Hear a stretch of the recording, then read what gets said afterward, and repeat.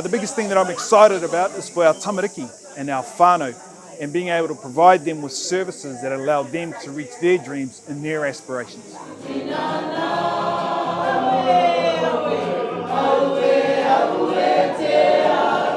We're talking about evolution.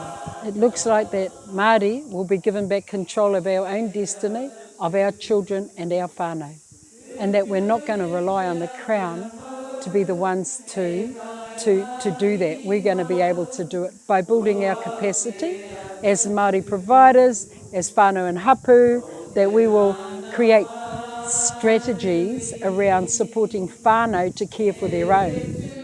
Knowing that there are organisations within their rohe, iwi organisations, that can actually reach out and support those whānau is crucial. You know, especially at this time, we've got COVID issues, we've got mahi issues. So now more than ever, these types of social services are required to ensure the integrity of our people, not just now, but well into the future.